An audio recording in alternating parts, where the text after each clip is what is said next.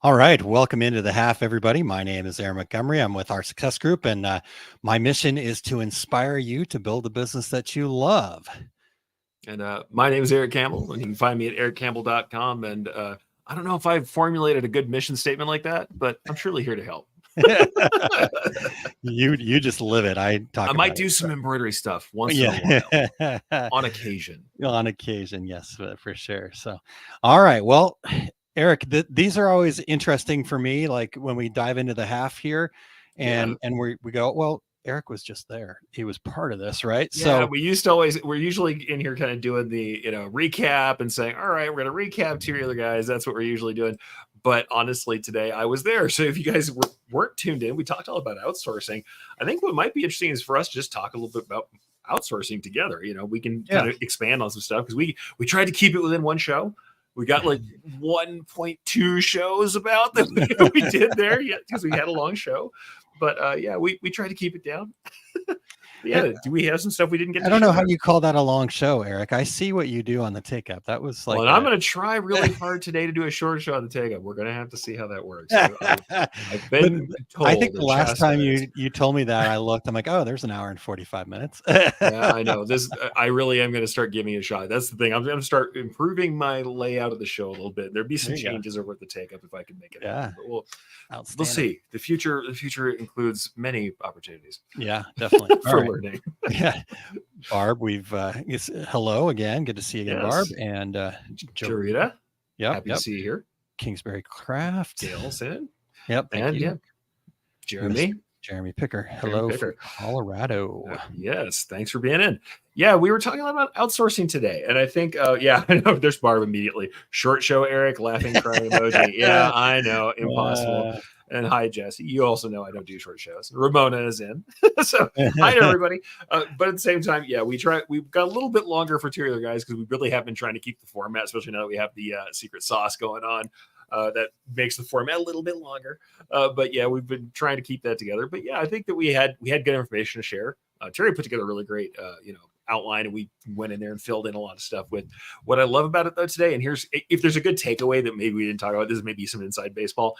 There was a lot of us sharing stories that were directly out of our experience, which I do love when that happens, because when we're doing a host show, one of the reasons I like the host shows so much is that we do actually have very different, but very specific experiences that are related to segments of the industry, where we can just say, not, I think this is how it is, this makes sense, this would be a logical conclusion, but no, we were in production, this is what happened. We were, and heck, you were on. The great thing too is because of your experience, Pick the Gift, you have the opposite side of it.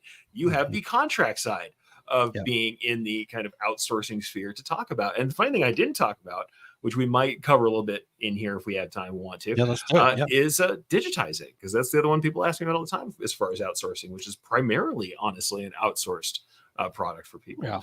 So I think that's the thing. We had real experiences, kind of on the floor stuff that we've actually done ourselves in one fashion or another to talk about with outsourcing. That was worthwhile. Well, let's do that then, because again, the idea of this kind of segment, a part of the half, is to get your perspective.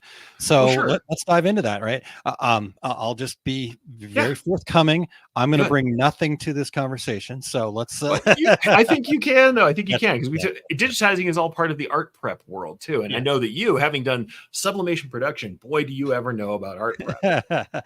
Well, let's talk about that though, as an outsourced opportunity, right? Because here's the thing I love about some of the training you do. You train people on digitizing, even knowing that there's a good chance that they won't be digitizing, because it actually makes them a better embroiderer when they at least understand what they're outsourcing. So maybe you can talk to us about that side of it. Oh, absolutely. I think here's the thing. No matter if you're ever going to digitize yourself or not, or if you're never going to go beyond what I like to call kind of constructive digitizing, there's little bits of digitizing I think everybody should do.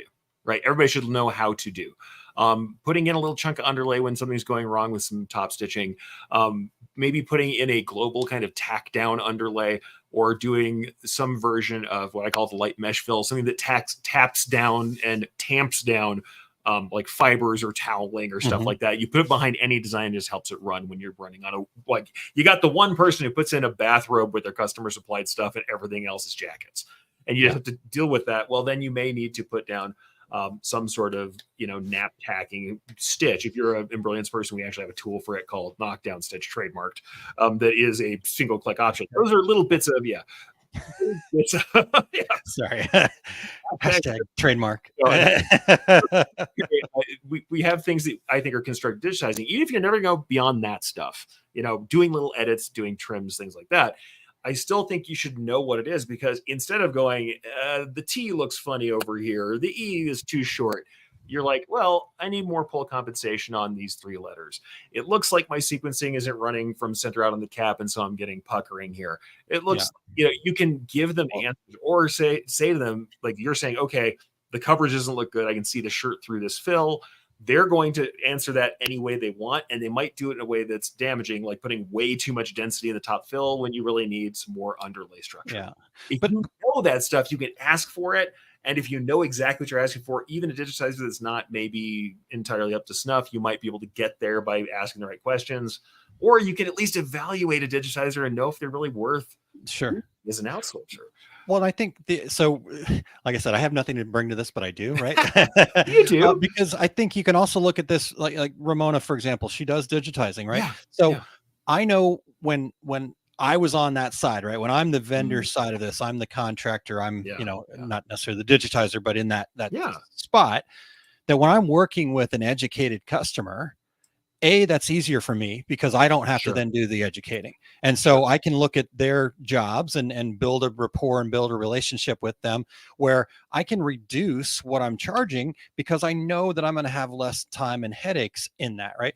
Because like at Pick the Gift, for example, we had tiers, and the tiers didn't have a whole lot to do with anything like, this column of the spreadsheet versus your number of orders and stuff like that. It was how much effort beyond what's just on a spreadsheet is involved with this person. How much are they invested in the relationship? And the more invested they were in trying to, be partners with us, the more, profit margin we would give them because we'd give them a higher discount rate. And I think that's what why I think what you talk to people about, having this education, even if they're not going to do it. I mean, I've heard people come out of some of your trainings, Eric, and go, oh my God, that was awesome. I know I'm not going to do this because it doesn't interest me, but now I understand why things work. So and on top of it, honestly, if it scares you to the point that it really is something you never want to touch, that's a good result. I know that sounds terrible to people, like, really? You want really get scared? I'm like, well, here's the deal. Not that it scares you. If you look at this and go, oh my gosh, I have an appreciation for why it takes time and why I should pay someone more than the $5 amount to get something digitized properly, then I've done my job. Because it also means that people like Ramona, who are doing this work carefully and who sample things, and people like, we have lots of, I'm not going to name every digitizer I know who does a good job. She's in the chat, so she gets the big for today. But the truth of the matter is, there are just people where it's like, all right, if all I can do for a decorator is let you know that this is more complicated than you think it is, and give you some terminology so that when you go to talk to people, you don't get harassed, or honestly, the other thing too, if you know some limitations of what can be done, you don't ask for stuff that's wildly out of possibilities, range, out of the range of possibility. And number two, when a digitizer tells you just blows smoke and tells you things that aren't possible, that really are quite possible, you're not just going to get taken for a ride and given a lower quality design because of it. So Well, and I think Jeremy's put the comment here. Educated customers, what? Kind of funny. Some of my old print partners that offer contracts shouldn't be offering contract because they don't understand that part. Yes, you aren't making money on the garments, but we give you the order on a silver platter, no sales required, just quality production, right? I mean, in contract, the other thing, if you want to do contract, you don't have to. Generally, it depends on what kind of contract you're doing. You may not be supplying the garments yourself. You might be having the garments come into you, and then you don't have to have that initial outlay. You do have to deal with, spoilage and all that. There are reasons why that's great to do contract work. And also, you're then not a sales force anymore. Exactly. Yeah. So Jeremy says, rather than making 40% markup on products and educate startup clothing brands, never understood it. Right. And I think that, I mean, honestly, some of that does come down to knowing your business a little bit, knowing what it is that you're going to, for example, Pick the Gift actually started as here's a blank product. We're going out to retail. We're going to make gifts for people. Yes. Right.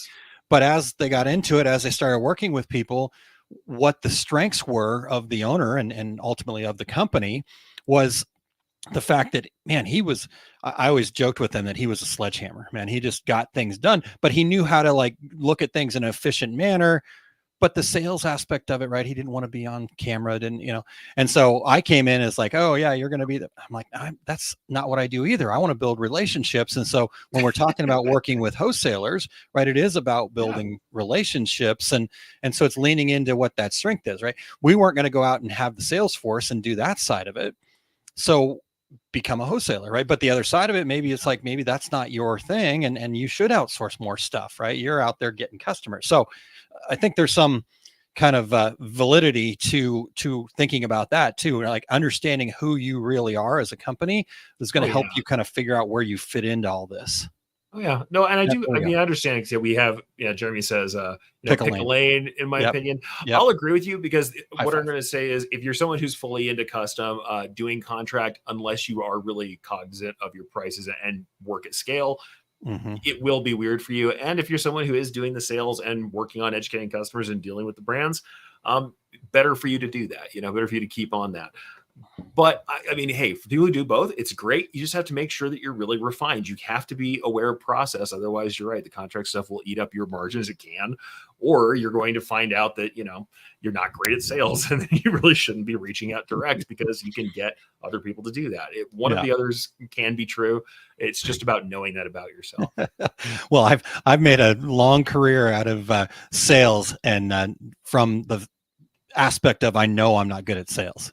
So I had to figure out how to be good at sales without being good at sales, right? So sales isn't always what people think it is, but I'll say that much. Yeah, picking a lane is good. At the very least, I'll say this: for the digitizing side of it, since it was kind of the new thing I brought to the table, there are lots of folks who will say, "All right, well, the truth is, I don't have the people, I don't have the art skills, or I don't have the eye for doing this, so I'm not going to do it. I'm just going to focus on being a good embroiderer and salesperson."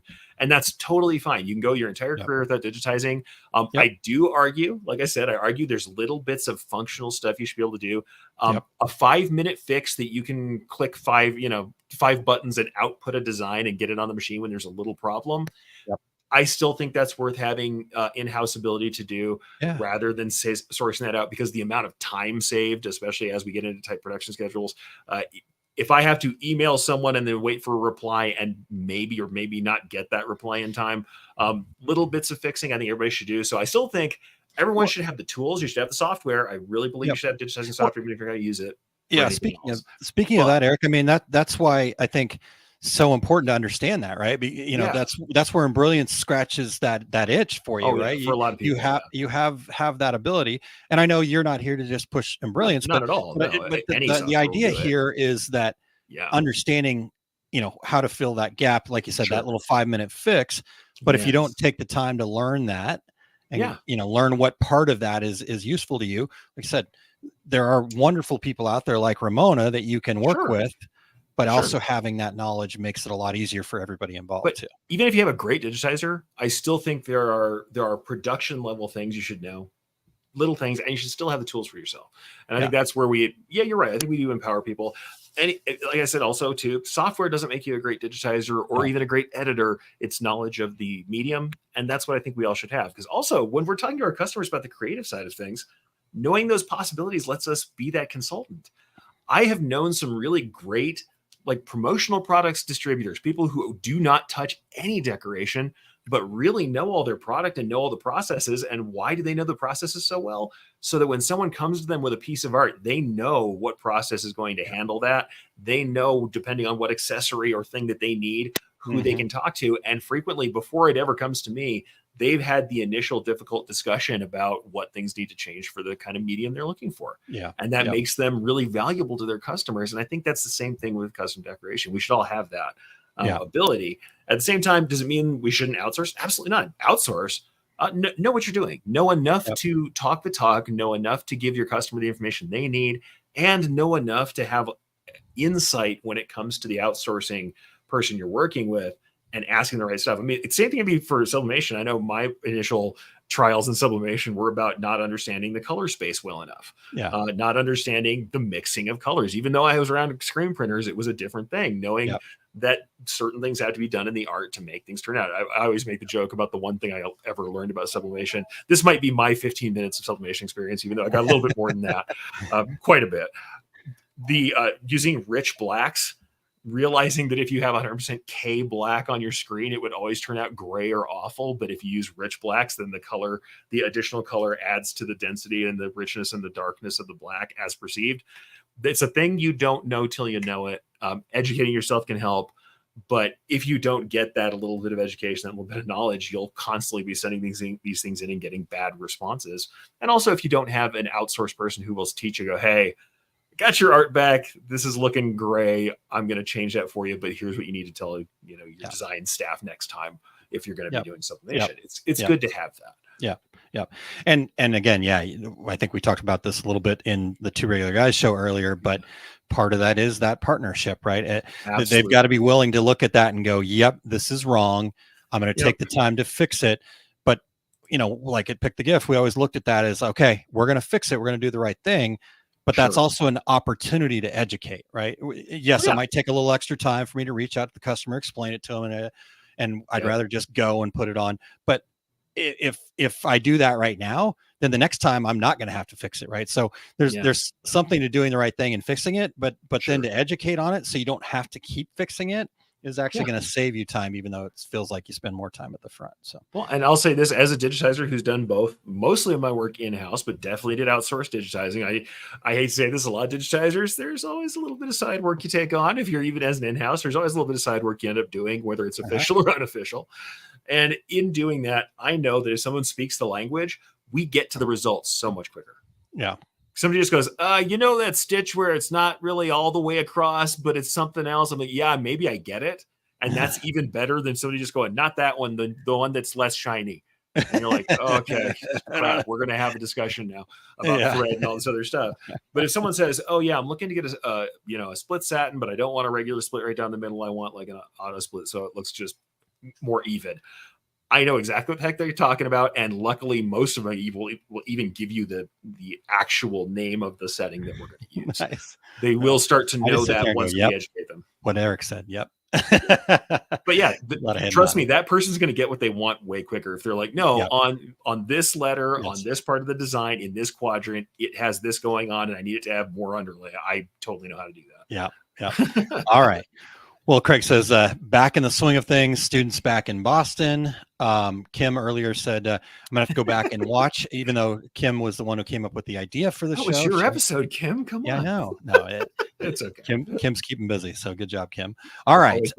So are we ready to move in here? I think we can move in if you're okay.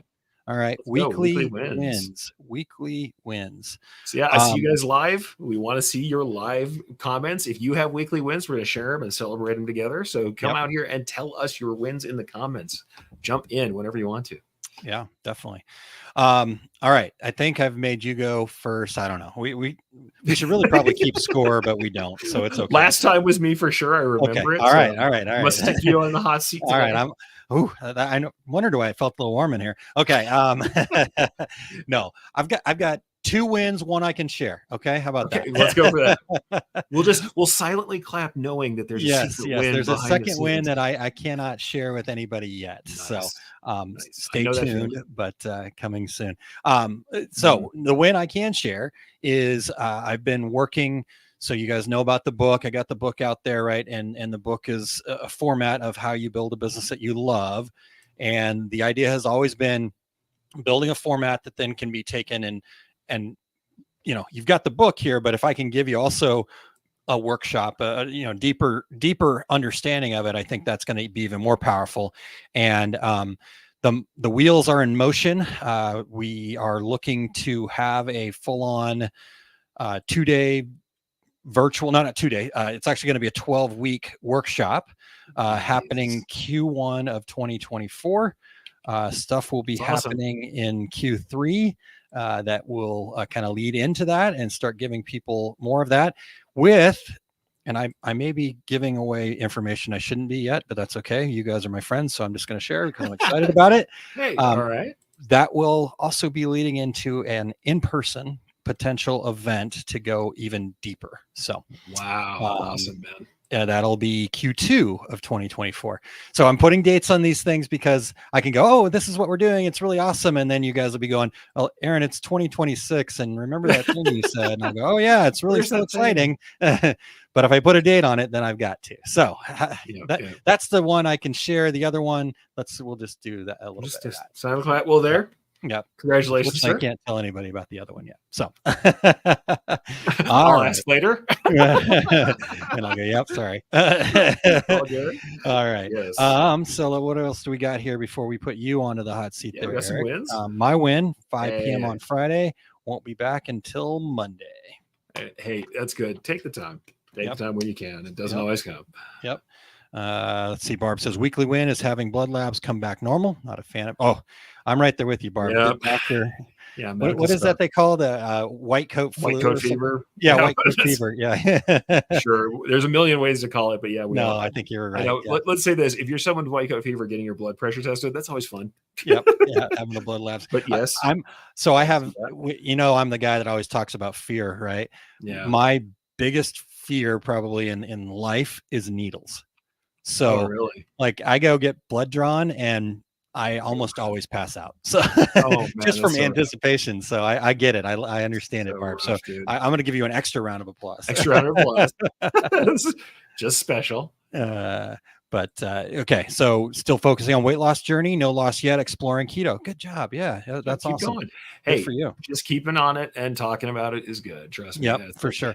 We're talking about things is hard. Yeah, we're actually in the midst of an OSG challenge, a wellness challenge that one of our members put together, and I'll see if I can find it while we're talking about it here. But it's just get steps, drink half your weight in water each day. I think it's 7,000 steps, 6 to 8 hours of sleep. There's a few exercises and stuff that we're saying, hey, if we focus on doing this every day, we're going to build a habit. So and any kind of like accountability, help, partnership in this stuff is always going to be helpful. I know I've done a lot of this on my own and I'm struggling myself with health stuff lately.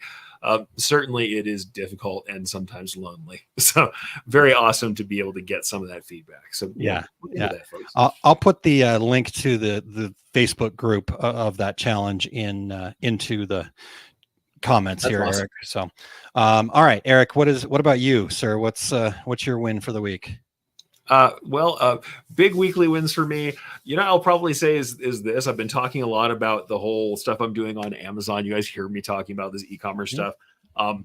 Managed to get my first product fully approved into the Transparency Network, and I have little sample stickers printed up that are correct, and I'm going to send it all to the QC department out there. So that means one of our big products that people really loved is now going to be available on Amazon soon that wasn't before, and fully protected from pirates and off-counter sellers and stuff, so I can justify and tell everybody that it will be safe for you to get from us and get your own hard copy. So that is a big deal.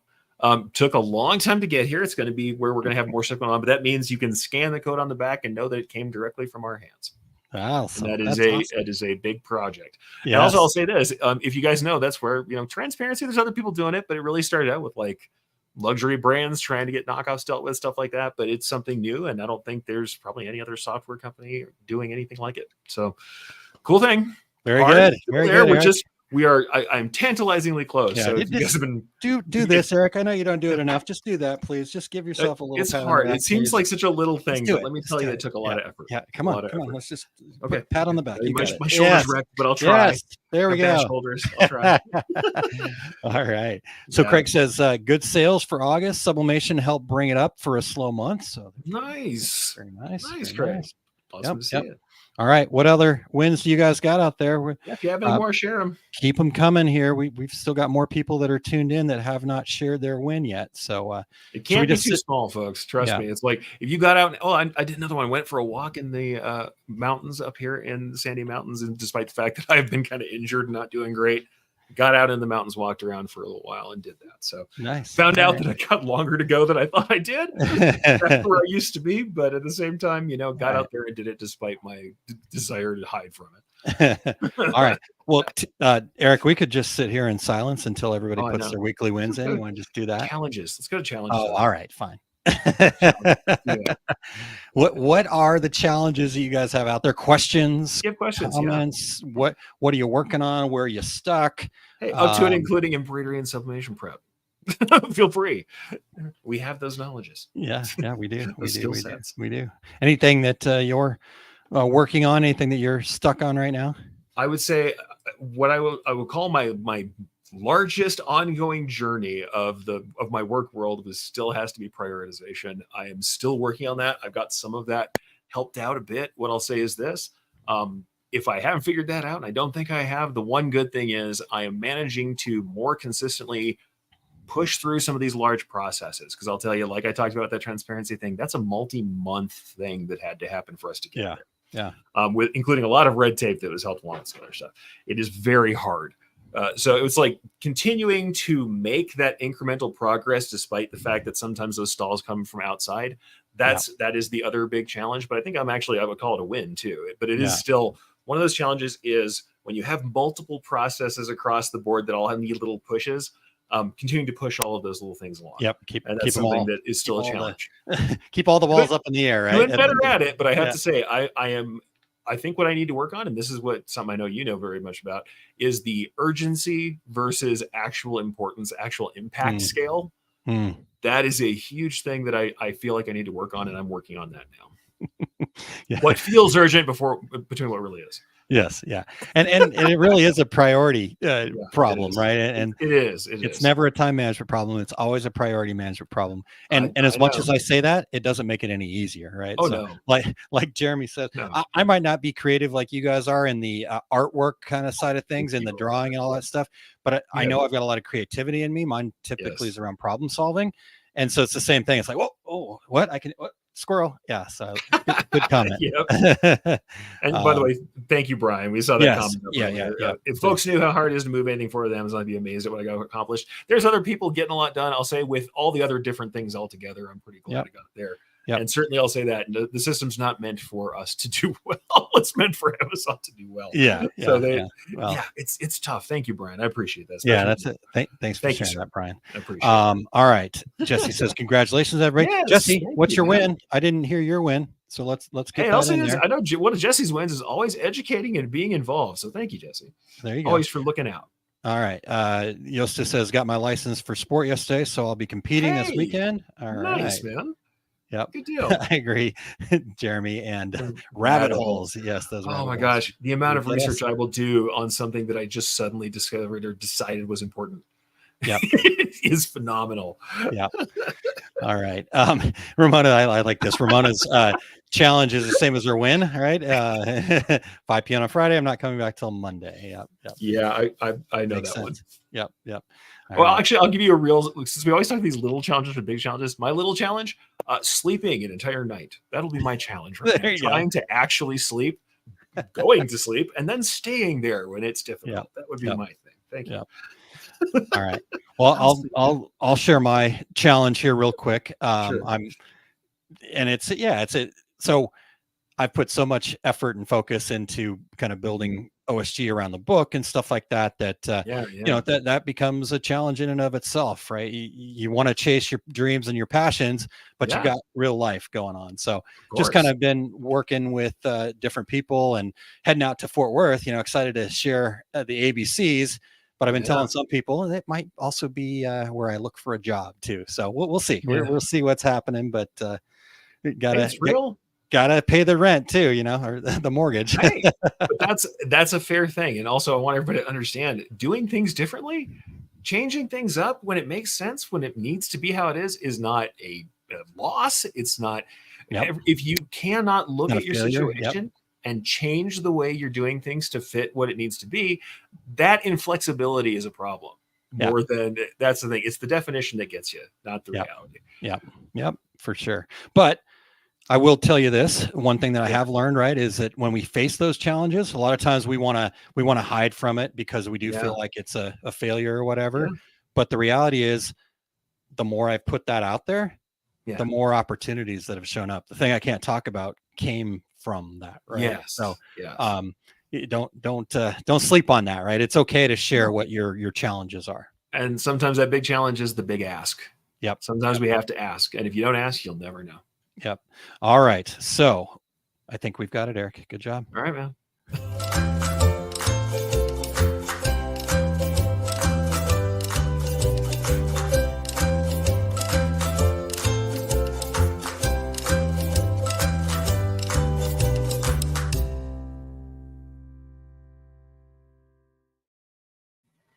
And here we can't cut people off. We're all being inspirational.